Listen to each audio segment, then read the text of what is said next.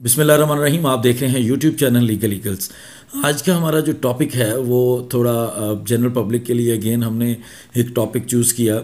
जो civil proceedings के हवाले से है या दीवानी मुकदमात के हवाले से है। आप में से कोई दीवानी मुकदमा दायर करता है और उसमें उसको किसी लेटर स्टेज पर बाद अज़ वक्त उस केस की प्रोसीडिंग्स में उसको ये एहसास होता है कि मैंने फ़लाँ बंदे को भी अपने केस के अंदर एज ए पार्टी ऐड करना था। अब अगर मैं उसमें ऐड करूं तो उससे मुझे मेरे केस में कोई फ़ायदा पहुंच सकता है, मैं मुकदमा जीत सकता हूं, या इस तरह का कोई भी मामला हो, या वो बंदा ज़रूरी है कि उस बंदे को भी इस मुकदमे में पार्टी बनाया जाए। तो आप केस की किसी भी स्टेज पर, खा वो केस ख़त्म होने के बिल्कुल करीब हो, तब भी आपको कानून ये इख्तियार देता है, ये हक़ देता है कि आप उस बंदे को, जिसको आप कंसर्न बंदा समझ रहे हैं, उसको अपने मुकदमे के अंदर एज ए पार्टी ऐड कर सकें। अब उसके लिए कौन सा रेलेवेंट कानून है? हमारे पास इस वक्त है सिविल प्रोसीजर कोड की किताब CPC, जिसका ऑर्डर 1। अब पहले आपके CPC में सेक्शंस चलते हैं और सेक्शंस के बाद आपका एक शुरू हो जाते हैं ऑर्डर्स। ऑर्डर 1 और रूल 10 वो आपको ये तहफ़्फ़ुज़ देता है कि अगर आप शुरू में किसी केस में किसी को पार्टी नहीं बना सके और बाद में आपको ये एहसास होता है सब फलां बंदे को भी ऐड करना ज़रूरी है, तो ऑर्डर 1 रूल 10 के तहत आप अदालत में ये गुजारिश कर सकते हैं कि जी फ़लाँ बंदे को भी इस केस में एज ए पार्टी ऐड किया जाए। ऑर्डर 1 रूल 10 क्या सिर्फ आपके लिए है जब आप मुद्दई हैं, किसी केस को दायर करने वाले हैं, या बाकियों के लिए भी है? तो ऑर्डर 1 रूल 10 की जो उसकी जो थीम है वो बेसिकली ये है, खा आप मुद्दई हों, केस दायर करने वाले, दावा दायर करने वाले, या प्लेंटिफ जिसको हम इंग्लिश में कहते हैं, खा आप डिफेंडेंट हों, तो दोनों पार्टीज़ को ये राइट हासिल है कि वो अगर केस की किसी लेटर स्टेज पे समझते हैं कि जी फ़लाँ बंदे को भी इस केस के अंदर एज ए पार्टी ऐड करना ज़रूरी है, तो दोनों को ये हक़ ये अदालत दे रही है ये कानून के थ्रू। अब वो कानून CPC ऑर्डर 1 रूल 10। अब इसके अलावा किसको ये राइट दिया जाता है? आप कोई थर्ड पर्सन है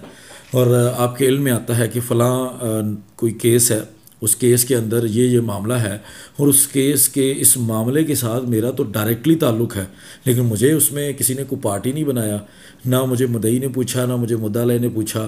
तो अब मेरा तो अगर वो केस का फ़ैसला होता है तो मैं तो बहुत ज़रूरी बंदा हूँ उसके अंदर, उसमें तो मेरा डायरेक्टली जो है वो कंसर्न है। तो आप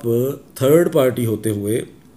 आपको भी ये कानून ये राइट फ्राहम करता है कि आप जाकर उस अदालत में एक दरख्वास्त दे दें कि जनाब मैं बहुत ज़रूरी बंदा हूँ, मुझे भी सुना जाए, वरना ये हो जाएगा वो हो जाएगा। तो आपको भी उस केस के अंदर सुना जाएगा। अच्छा, अब इसकी जो बेसिक ग्राउंड्स हैं या बेसिक जो रीज़न्स हैं कि क्यों कोर्ट ऐड करेगी आपको एज ए पार्टी, जो आप कह रहे हैं कि जी मैं ज़रूरी हूँ, तो दो तरह की ग्राउंड्स होंगी। एक, अगर आप नेसेसरी पार्टी हैं। अब नेसेसरी पार्टी क्या होती है?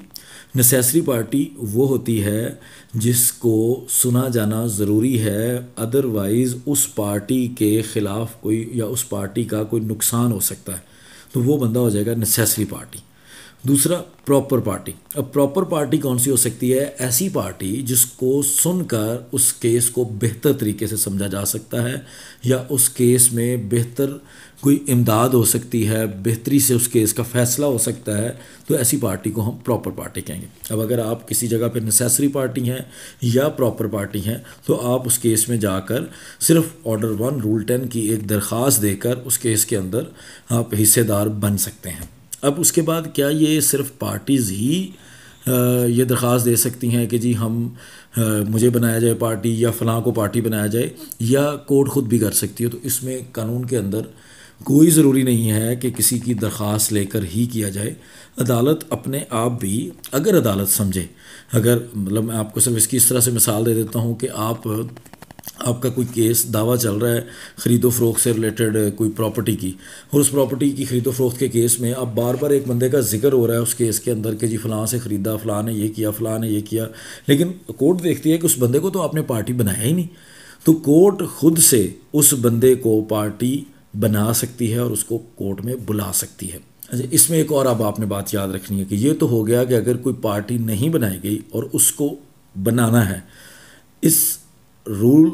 10 के तहत, ऑर्डर 1 रूल 10 CPC,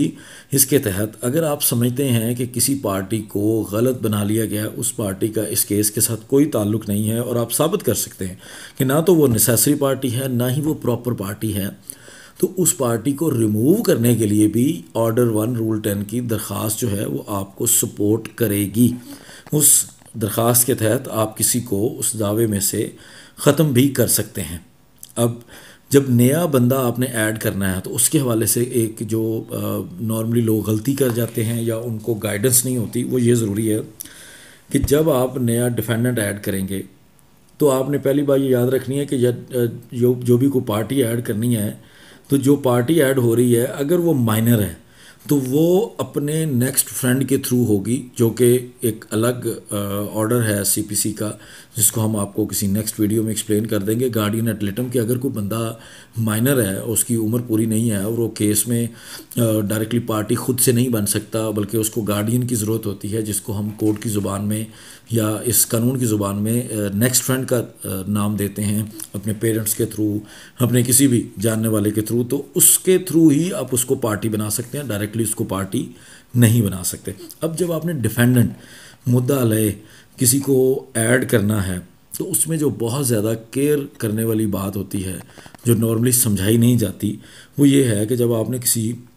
नए बंदे को ऐड किया है तो उस बंदे को आपने समन लाजमी भिजवाना है। जब तक उसको समनिंग नहीं होगी, उसको सर्विस कंप्लीट नहीं होगी, तब तक उसको आप ये नहीं समझ सकते कि वो पार्टी ऐड होगी या उसके ख़िलाफ़ आप कोई फ़ैसला ले लेंगे तो वो फ़ैसला ठीक रहेगा।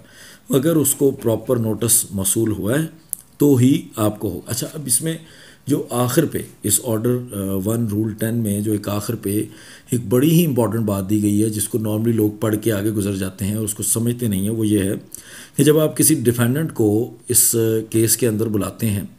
इस ऑर्डर 1 रूल 10 के तहत आप किसी डिफेंडेंट को ऐड करते हैं, तो उसमें जो उस डिफेंडेंट को नोटिस होना है, उस डिफेंडेंट को नोटिस होने के लिए लिमिटेशन एक्ट ज़रूर इम्प्लीमेंट होना है। अब लिमिटेशन एक्ट कैसे इम्प्लीमेंट होना है? वो ये होना है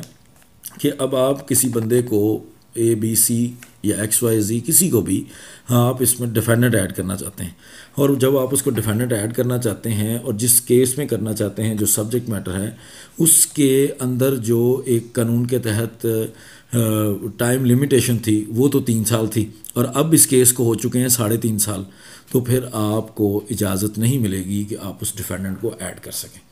अगर आप उसको विद इन टाइम करते हैं तो आपको इजाज़त मिलेगी, अदरवाइज़ आपको वो इजाज़त नहीं मिलेगी। तो ये बेसिकली ऑर्डर 1 और रूल 10 CPC का आपको ये तहफ़्फ़ुज़ फ़राहम करता है कि आपने एज ए प्लेंटिफ मुद्दई की हैसियत से को केस दायर किया है और आपको बाद में एहसास होता है कि किसी और को भी पार्टी बनाना है तो भी आप इसको पार्टी बना सकते हैं। आपको मुद्दा अलह की हैसियत से महसूस होता है कि फ़लाँ बंदे को भी सुना जाना इसमें ज़रूरी है, तो भी आप उसको ऐड कर सकते हैं। आप एक थर्ड पार्टी हैं, उस केस के साथ आपका डायरेक्टली कोई कंसर्न है और आपको लगता है कि मुझे लाजमी सुना जाना चाहिए, लेकिन आपको पार्टी नहीं बनाया गया, तो भी आप उसमें पार्टी बन सकते हैं। किसी बंदे को आप समझते हैं कि मेरे केस के अंदर बेजा पार्टी बना दिया गया है, उसको गलत है, उसको ख़त्म कर देना चाहिए, तो भी आप इसके लिए 110 की एप्लीकेशन दे सकते हैं। और अगर कोर्ट ये समझे कि किसी बंदे को ज़रूरी पार्टी, नेसेसरी पार्टी या प्रॉपर पार्टी के तौर पे इसमें ऐड किया जाना चाहिए, तो कोर्ट बग़ैर एप्लीकेशन के भी ये ऑर्डर कर सकती है। तो ये ऑर्डर 1 रूल 10 CPC, जिसके हवाले से हमें हमारे कुछ व्यूज़ ने सवाल किया था। बहुत शुक्रिया। अस्सलाम।